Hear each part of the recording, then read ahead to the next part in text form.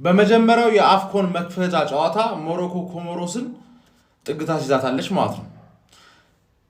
ኮሞሮስ ግን እንደተጠበቁት ሽት አልነበሩም። ደም ያለው ቡድን ማለት ነው። በረኛቸው ራሱ ምርጥ ሊጋደሉ ነው የመጡት፣ ግን ከአቅማቸው በላይ ሆነ። ሁለተኛው ጎሉን አይታችሁታል። ማን የኔ ፋዘር የሚያክል ሰውዬ ፊቱ ምናምን ስታየው በእርግጠኝነት እዚች ምድር ላይ 50 ዓመት የኖረ ሰው ነው የሚመስለው። ተቀልብሶ ጸድት ያለ ጎል ከዛ ጎሉ ሲገባ ሲያጨበጭብ የነበረው ፈላውን ካያችሁት የሞሮኮ የሚቀጥለው ንጉስ ነው። 18 ዓመቱ ላይፍ አንዳንዴ እንደዚህ ነው። ገባሽ? ፈታ ትፍታ ስትወለጂ ሮማን አብራሞቪች አይነት ስታይል ነው የምታራምጪው። ገባሽ አይደል? አምራባት የሚገርም ዲፌንሲቭ ሚድፊልደር የሚገርም ነው። ኦፍ ኮርስ ከማን ዩናይትድ የወጣ ተጫዋች ነው። ማንም ሰው ሊንቀው አይገባው። ከማን ዩናይትድ ስትወጣ ትችላለህ።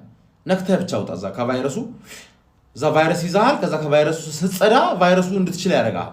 ከቫይረሱ መዳን ሞሮኮ ይህን ግሩፕ ፈታ ብላ የምታልፍ ይመስለኛል። ኮሞሮስ ትግል ታደርጋለች፣ ግን ሁለተኛው ጌም ከዚህ የበለጠ ልብ መስጠት ሳይሆን የሚችሉት ከዚህ ያነሰ ልብ መስጠት ነው የሚችሉት። ምክንያቱም የቻሉትን ያህል ልብ ሰጥተው ስቲል ከተሸነፉ ሞራላቸው እየተሰበረ ነው የሚመጣው። ግን አሪፍ ሙከራ አንድ የአፍሪካ ዌስት አፍሪካ ሀገር የጥቁር ሀገር ነው የሚበላው ይህን ዋንጫ አንድ ጥቁር ሀገር ነው የሚበላው ግዴታ የአፍሪካ ዋንጫው የመጀመሪያው ጎል በብራሂም ዲያዝ አማካኝነት ተቆጥሯል። ምን አይነት የመቀስ ምት ጎል ነው ደግሞ የተቆጠረው! ሞሮኮ ድግሷን በድል ጀምራለች። አፍኮን በይፋ በሞሮኮ አስተናጋጅነት በዛሬው ዕለት ተጀምሯል። ሞሮኮ ኮሞሮስን አስተናግዳ ነበር። እስከረፍት ከብዷት የነበረው ጨዋታ ከረፍት በኋላ 2 ጎሎችን አስቆጥራ 2-2 በሆነ ውጤት በሞሮኮ አሸናፊነት ጨዋታው ተጠናቋል።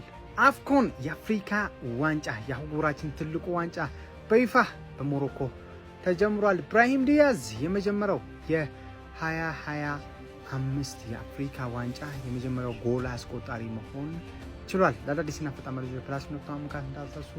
ነገም ይቀጥላል የአፍሪካ ዋንጫው። መልካም ምሽት ባይ ደናደሩ አቦ ጀማው የአፍሪካ ዋንጫ እንዳመልጣችሁ ኳሶቹን ይዋቸው በእናታችሁ ጀሞ እያያችሁ እስቲ ሞቅ ደመቅ አድርጉት። ምንድነው የመክፈቻው የአፍሪካ ዋንጫ ጨዋታ አስገራሚ ፉክክር ታየበት።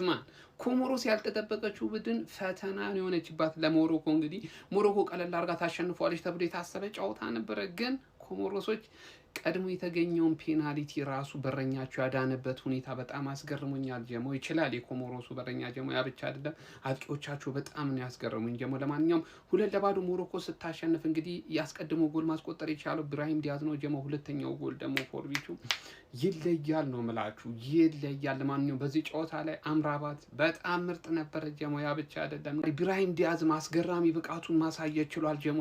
ማዝራዊም ዛሬ ጥሩ እንቅስቃሴ ሲያደርግ ተመልክቻለሁ። ግን አያመልጣችሁ የአፍሪካ ዋንጫ ጨዋታን በአግባቡ ተመልከቱ።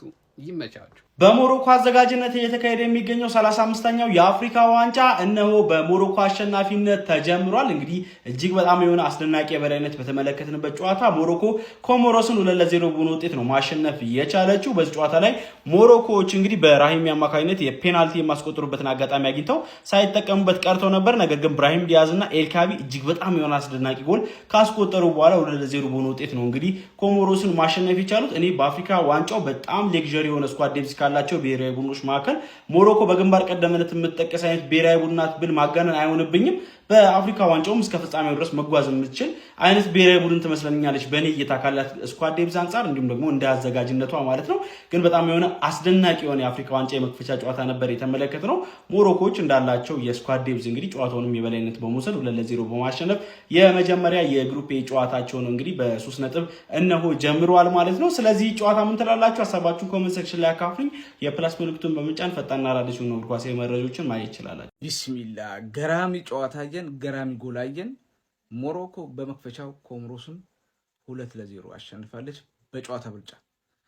በዚህ አጋጣሚ ሰዎች እንደው በተለይ እንደ ሙስሊም የሆናችሁ ሰዎች የአፍሪካ ዋንጫ ምናምን ላይ ይሄ ሞሮኮ፣ አልጄሪያ፣ ግብጽ ምናምን አለ አይደል ቱኒዚያ ቤት ውስጥ ኳስ ምታዩን አያቴ ምናምን እና ሴቶች ምናምን ጨዋታ በነበረው ጎል ሲያስቆጥሩ ስጁድ ይወርዳሉና እነዚህ አረብ አፍሪካ ውስጥ ያለው አረብ ሀገራቶች ማለት ነው ስጁድ ስለሚወርዱ እኛ እነሱን ነው የምንደግፈው አንተም እነሱን ደግፍ አሊ እንባል ነበር። በቃ ስጁድ ስለሚወርዱ እኮ ነውና ቤተሰብ በሙሉ ያው ሴቶችም አሁን ልክ መሐመድ ሰላህ በብዛት ሴቶች አሁን ሙስሊም ሴቶች በመሐመድ ሰላህ የተነሳ ሊቨርፑል እንደሚደግፉት አለ ልክ እንደዛ በቃ ተጽዕኖ ይፈጥር ነበርና ያ ትዝታን ሚሞሪ ይመጣልና አብዛኛው ሙስሊም ቤት ውስጥ ይሃለ ብዬ አስባለሁና ዛሬ እነሱም ሞሮኮች ጨዋታው ካለቀ በኋላ ስጁድ ሲወርዱ ምናምን ያ ትዝታን ይመጣብኛል። አላህ ጀነት ይበላትና ያቴ እንደዛ ትል ነበር። በቃ ስጁድ ሲወርድ በቃ እኛ እነሱን ነው የምንደግፈው ይሉ ነበር።